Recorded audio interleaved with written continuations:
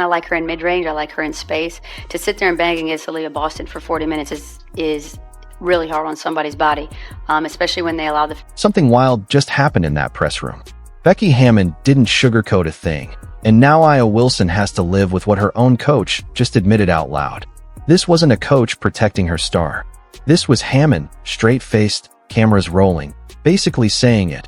Aliyah Boston is a puzzle Aliyah Wilson can't solve. Let that sink in for a second. That's the story blowing up right now. Welcome back to Rim Run.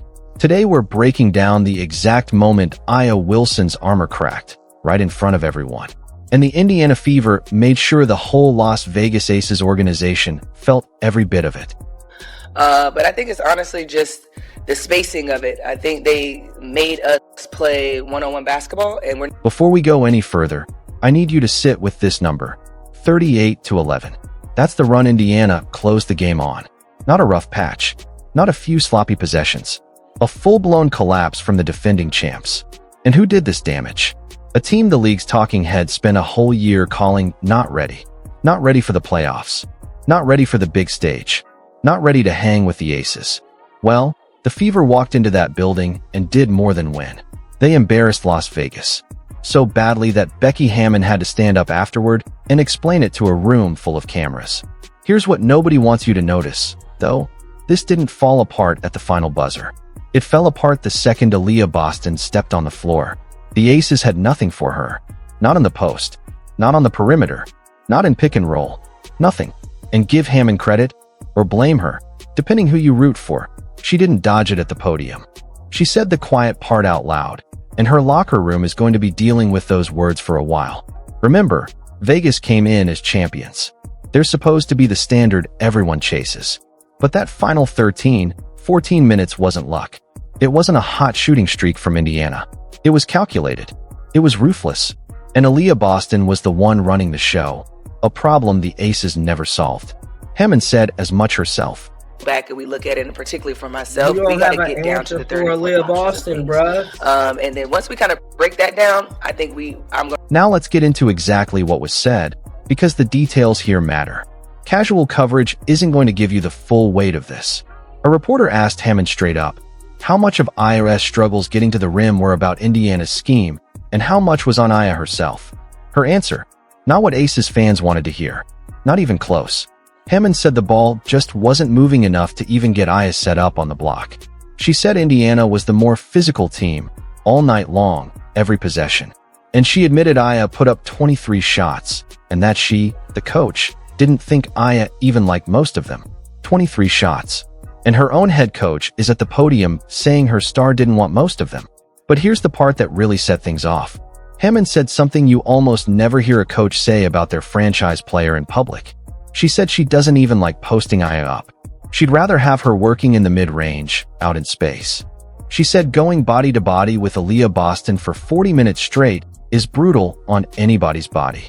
On the record, in front of reporters. Sit with that for a second. The head coach of the defending champions just told the whole basketball world she doesn't want her best player attacking her own matchup because it's too physically demanding. Because Aliyah Boston is simply too much to deal with. That's the admission. That's the receipt. And I don't want you taking my word for it. Let's hear it straight from Becky Hammon herself. Posting her, I kind of like her in mid-range. I like her in space. To sit there and bang against Aliyah Boston for 40 minutes is really hard on somebody's body, especially when they allow... Cameras rolling, no hiding, no cutting away. The head coach of the Las Vegas Aces just admitted something huge. She doesn't want her franchise player posting up against Aliyah Boston, because grinding against Boston for 40 minutes is, in her own words, brutal on the body. That's the admission. That's the proof. No spin needed here. The coach said it herself. Let's really unpack what this means, because I don't think it's landed yet for most people. Becky Hammon isn't a coach who panics under pressure. She's one of the most respected minds in this league. She doesn't throw her players under the bus for no reason. Every word out of her mouth is deliberate. So when a coach like that stands at a podium after a loss and says she doesn't want her franchise player attacking a specific matchup because it's too physically draining, that's not a slip. That's a confession that Indiana's defense, with Boston running the show, has completely stumped the Aces. And it gets worse. Hammon didn't stop there. She said the Aces need smarter screens, more deliberate spacing, more ways to get Aliyah the ball in open space instead of constant physical wars with Boston. Translation: the whole Aces offense, built around Aliyah being the most dominant post player around, has to change shape the second Aliyah Boston steps on the floor. They can't run their normal stuff. They have to work around a problem. And that problem has a name: Aliyah Boston. Let's be honest about what this does to the story we've heard for the past year and a half. The award voters, the MVP chatter, the whole Aliyah is untouchable, unstoppable, the standard talk. All of it just took a hit. Because Hammond just confirmed something massive. There's one player who makes Aliyah's own coach rethink the entire game plan. One player who forces the champs to abandon their identity. One player who, by the coach's own admission, is too much to ask Aliyah to handle for 40 straight minutes. That player is Aliyah Boston, and she plays for the Indiana Fever. Probably happy with two of them. But I think it's honestly just the spacing of it. I think they made us play one-on-one basketball, and Let's break down where this actually went wrong tactically. That 38-11 run didn't come from nowhere. It was the payoff of breakdowns stacking on top of each other all game long. And Hammond laid it all out at that podium with a level of honesty that almost felt uncomfortable to watch.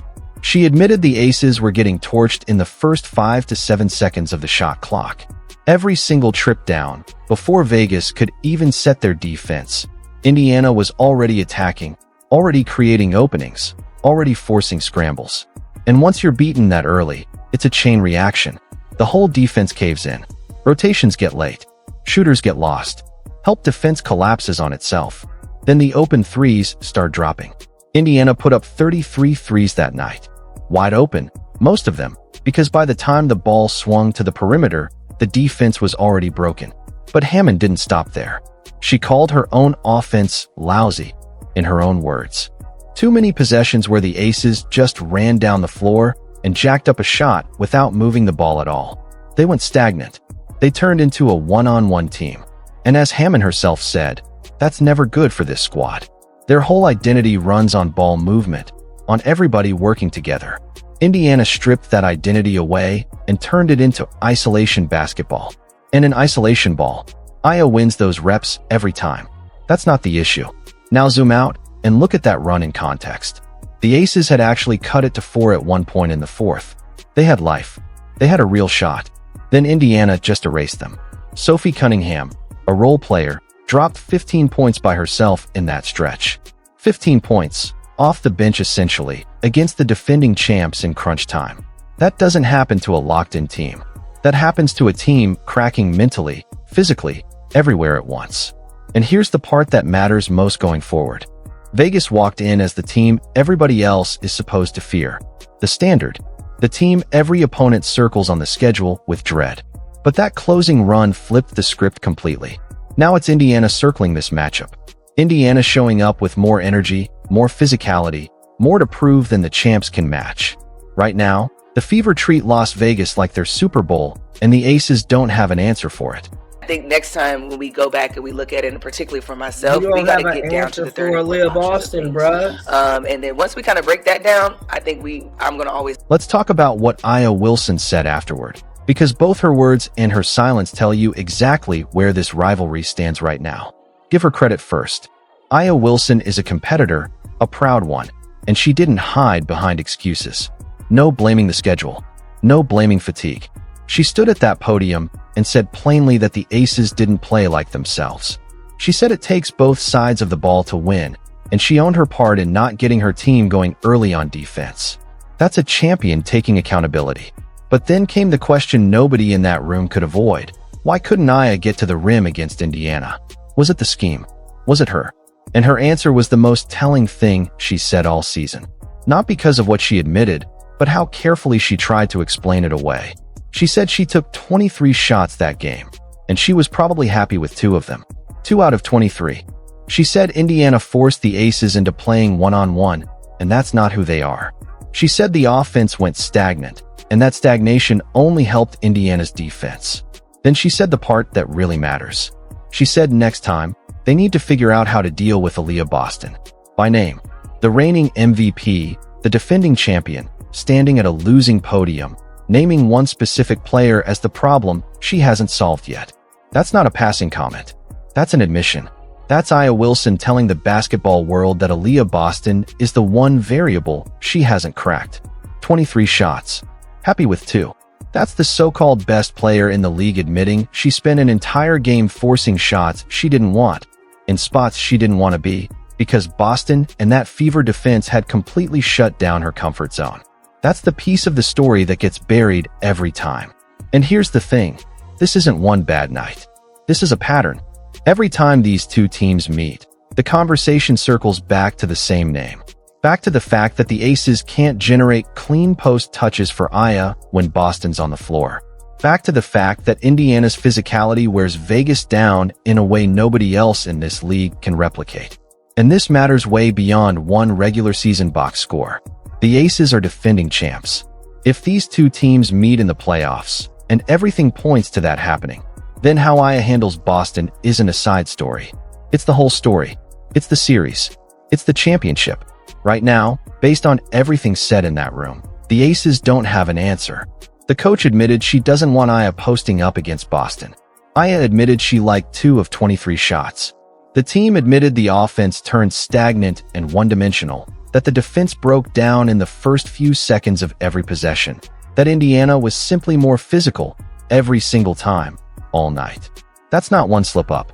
That's a full cascade of admissions, an entire organization confirming, piece by piece, that they have a real structural problem against this specific opponent. And here's what's been happening in the background this whole time. The mainstream conversation around this league has been built almost entirely on the idea that Aliyah Wilson is the unquestioned best player in the WNBA. That idea is so locked in that any evidence against it gets explained away. Rough game. They were tired. Bad fourth quarter. Brutal schedule. Struggling against Boston. Playing through something. But this time, there was nowhere to hide. No blaming the schedule. No blaming fatigue. No blaming the officials. Just plain honesty. Indiana was more physical. The offense was bad.